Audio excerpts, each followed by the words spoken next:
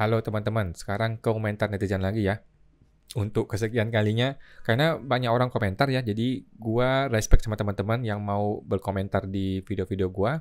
Dan gua tahu teman-teman juga effort ya, mengetik, kemudian dikirimkan effort juga ya, sehingga gua harus bacakan satu persatu komentar teman-teman ya. Ini akan gua baca komentar khusus untuk video ini. Video yang judulnya PPH Norma ya, jadi orang yang mau bayar 2 juta per bulan di PPH UMKM kemudian mau tetap 2 juta per bulan ketika ganti norma itu mesti lapor omset berapa ya, yang akhirnya kesimpulannya adalah tidak mungkin ya, tidak mungkin Anda akan bayar uang yang sama ketika Anda berganti dari PPH final menjadi PPH norma ya, tidak mungkin, bahkan lu mesti bayar 10 kali lipat. Oke. Ini komentar dari Pak Andi ya, norma 30%, warteg mungkin bisa, itu sama aja membantai UMKM jadi bangkrut ya. Betul ya, betul, setuju. Tapi DJP punya argumen gitu ya. Kalau Anda tidak suka norma, maka silakan pakai pembukuan. Gitu kan, gampang ya, gampang sekali DJP memberikan counter. Kalau lu nggak suka norma, lu nggak suka dengan PPH, dengan penghasilan berapa persentase yang kita tuliskan, kalau lu bilang itu terlalu tinggi, silahkan pakai pembukuan. Mampus lu digituin sama oknum DJP ya. Atau oknum Menteri Keuangan. Bapak Bardado Sti, mati semua pengusaha kecil ya, kalau harga naik, kalau tidak laku, bisnis 2025 wassalam. Mau taat pajak jadi sapi perah pajak, profit paling besar saat ini hanya 10%. Ya, begitulah ya. Tetapi kalau DJP bilang, kalau lu bilang tidak 30%, lu maunya 10%, silakan pembukuan kata DJP. Mampus ya. Oknum pajak tinggal jawab. Kalau tidak suka norma 30% dari kami, silakan Anda ikut, Anda buat pembukuan gitu kan, mampus digituan, biar mampus lu para UMKM ya, gitu ya. Oke. Ini pengalaman saya bantu saudara yang kantornya ditetapkan PKP dengan status WP orang pribadi ya, karena omset di bawah 4,8 miliar, harusnya kami bisa pakai metode pencatatan, bukan pembukuan. Ketika kami tanya AR, berapa kira-kira PPH yang mesti dibayar kantor? Ternyata mereka pakai metode norma untuk menentukan pajak kantor kami. Mampus lo, mampus. Kami terkejut ketika tahu besaran pajak yang harus dibayar. Ternyata sangat tinggi sekali. Akhirnya, saya membuat laporan keuangan. Kita bikin dong laporan keuangan kan, untuk mengcounter dia ya. Dan akhirnya PPH yang harus kami bayar tidak sampai setengah dari perhitungan dengan norma. Karena pajak dihitung dari laba bersih bukan dari omset. Betul ya. Yang jadi masalah, kan tidak semua UMKM mampu bikin laporan keuangan, bos. Ya, kalaupun harus membayar orang dengan membuat laporan keuangan, biayanya nggak kecil. Padahal keuntungan UMKM belum tentu besar. Ini benar, teman-teman. Inilah suara hati UMKM, teman-teman ya. Kita betul, memang kalau lu tidak mau pakai norma, boleh pembukuan. Tapi untuk pembukuan, bayar orang itu mahal. Udah gitu, hasil yang dibikin belum tentu diterima oleh orang pajak. Mati UMKM kalau digituin ya. Ada yang balas nih. Laporan keuangan itu berarti Anda melakukan pembukuan. Kalau pencatatan itu tidak melakukan pembukuan, tapi hanya menghitung nilai total omset. Oke? Ada yang bersedih di sini. Kemudian Bapak My Cinema. Yang saya bingung dari kemarin, kalau pedagang yang sangat kecil kayak jualan es buah, yang omset setahun tidak sampai 200 juta, itu mana ngerti cara bikin pembukuannya. Memang betul ya, jangankan 200 juta. Orang yang punya omset 2 miliar aja belum tentu ngerti pembukuan. Gitu ya. Tetapi untungnya tipis. Karena untungnya tipis, dia tidak sanggup bayar pembukuan orang akunting. Ketika ketemu orang pajak, diperas habis ya. Bapak Andi, cara ngitung PPH dari profit kayak apa hitungannya dari kemarin yang diajari omset terus? Itu Pak, udah gue bikin di video ya. Sudah gue bikin di video. Orang pajak sudah menentukan profitnya 30% dari omset. Nggak ada urusan dengan cara hitung. Lu mau cara hitung berapa biaya, berapa HPP, nggak ada urusan. Pokoknya profit lu ditentukan 30% dari omset. Gitu loh Pak. Oke, kalau lu tidak senang dengan cara seperti ini, silakan pembukuan. Kalau pembukuan gue tidak ajarin. Jangankan UMKM, gue aja belum tentu ngerti pembukuan yang benar Pak. Pak Andi, Mas, Ada nggak sih PPh yang dibayar dari profit, bukan omset dulu waktu penyuluhan pajak? Ada deh, pajak dihitung dari profit. Cuma lupa undang-undangnya sama video mana. Bisa kok, bisa. Pakai pembukuan lengkap. Artinya jurnal menjurnal gitu ya. Laba bersih itu dilihat dari laporan laba rugi. Gitu. Bisa. Masuk nggak komentar gue? Ya, hilang komentar gue. Bisa kok. Dengan cara pembukuannya. Nggak muncul ini gue. Oke, reply ya. Hilang ya. Oke, nggak apa-apa deh. Bapak Popo Kigim. Bener, konsekuensi sekali pakai pembukuan, nggak bisa balik ke pencatatan ya. Paling bagus sih pakai pembukuan. Hanya memang dilema UMKM, tidak semua itu bisa pembukuan ya. Solusinya harus direview kembali tarif norma oleh pemerintah agar UMKM umurnya panjang atau sampai naik kelasnya. Ini gue setuju ya. Tetapi pertanyaan penting. Kenapa ya Kemenkeu tidak mau merubah tarif norma?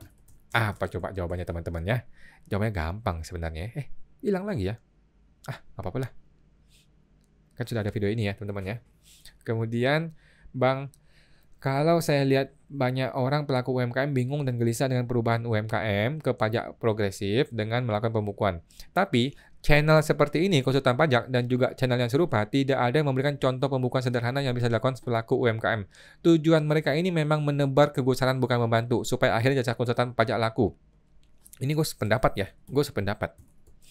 Oke, gue sependapat. Pertanyaannya, emangnya pelaku UMKM bakalan ngerti kalau diajarin pembukuan lewat YouTube? Pak, orang ikut kuliah 4 tahun aja, 4 tahun setiap hari kuliah, akunting, lulus kuliah, nggak ngerti akunting, Pak. Nggak ngerti pembukuan, Pak. Kuliah 4 tahun, tiap hari masuk kuliah, belajar apa itu jurnal, apa itu laporan keuangan, apa itu neraca, laba rugi. Begitu keluar, nggak ngerti, Pak, bikin laporan keuangan, Pak. Bagaimana bisa UMKM yang tiap hari kerjanya dagang, jualan, nggak pernah sekolah pajak atau akunting, lu mau ngajarin pakai channel YouTube? Pak Bang 3450 memang error nih. Gua aja Pak ya, konsultan pajak yang sudah bertahun-tahun, mungkin udah 10 tahun lebih ya.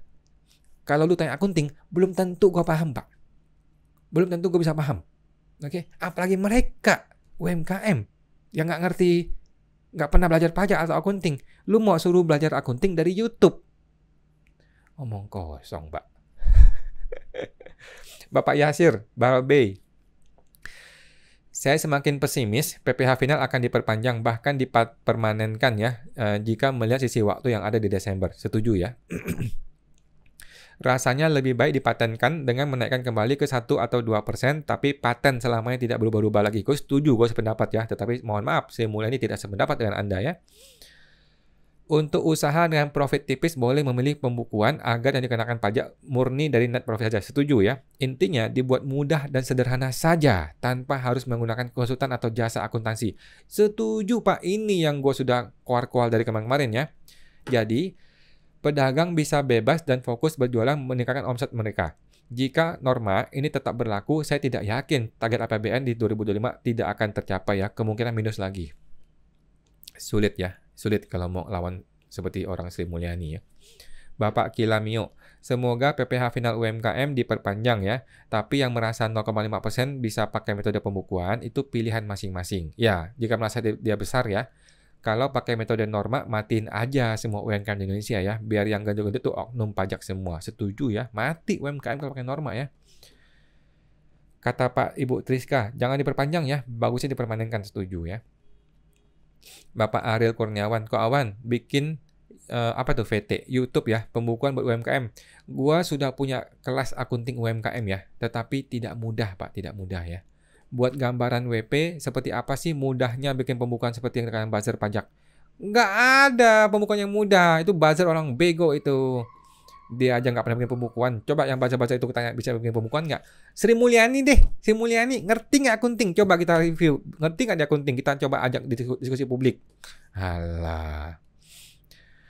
Bapak Guenawa Narie. saran saya coba dihitung pakai pembukuan dan norma untuk omsetnya, pakai yang paling masuk akal. Begini loh Pak, pembukuan itu untuk bikin aja butuh duit, yaitu bayar konsultan pajak atau bayar seorang akuntan. Bayar seorang akuntan tidak murah, bisa lebih mahal dari nilai pajaknya. Itu masalahnya Pak.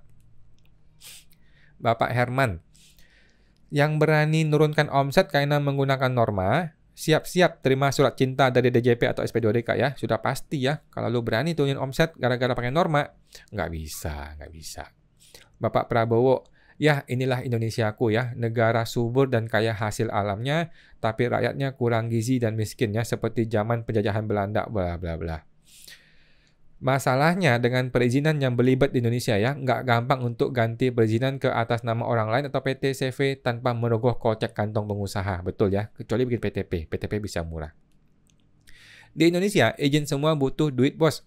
Jangan harap embel-embel semua online terus jadi gampang. Bisa semua itu. Oke, Pak Prabowo.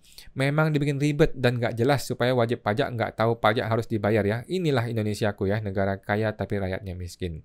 Bapak Andi, nyesal pilih Prabowo kalau Menkeu tetap Sri Mulyani. Waduh. Bapak M. Frozen, jualan apa profit 30%, kafe, rumah makan, toko mainan, pedagang sembako paling 5-8% ya. Kalau grosir bisa 2-4%. Ya, begitulah nasib rakyat UMKM. Bapak Divya Stes, Bang, tolong bantuin info pajak pom bensin per Tashop dong. Kalau pajak 0,5% gila juga, cuan cuma 7% dari omset. Boleh dong, kalau cuma 7% lu bayar 0,5 masih oke ya. Bapak Fandix, pakai pembukuan terus pakai progresif. Normal 30% itu kalau nggak punya pembukuan, jadi sama si pajak langsung ditembak 30%. Tapi misal kita ada pembukuan, ngikutin keuntungan kita ya. Misal keuntungan 7%. Tar total dari 7% itu yang dihitung progresif kayak ini contoh di atas ya. Tar misal keuntungan bersih di bawah 60 juta, jadi pajaknya 5% dari profit 7% itu ya. Buat yang keuntungan kecil banget kayak jualan pulsa juga. Ini oke. Mending pakai progresif aja hitungnya jadi si pajak dikenain profit kita daripada 0,5% dari omset. Jadi gini, 0,5% dari 7%. 0,5% dari 7%. Berarti kan sekitar 0,35% ya. Berarti 0,35% kalau nggak salah ya. 0,35 ke 0,5 masih lebih murah 0,5 Pak daripada masih bayar konsultan pajak atau bayar akuntan untuk bikin akuntingnya. Oke, tidak semudah itu Pak. Masalahnya kalau lu bikin laporan keuntungan 7%, memang orang pajak bisa terima. Belum tentu ya, belum tentu orang pajak bisa terima ya teman-teman ya. Nah, kemudian oke, ada telepon gue ini ya. Jadi gue hentikan dulu deh sampai sini teman-teman ya. Tiba-tiba ada telepon. Oke teman-teman, itu komentar netizen dan kita akan bikin lagi video-video komentar netizen seperti ini ya. Dan teman-teman silakan berkomentar di semua video gue. Kita negara demokrasi dan semua orang boleh untuk bikin komentar ya. Silakan, sampai jumpa lagi. Semoga terbantu.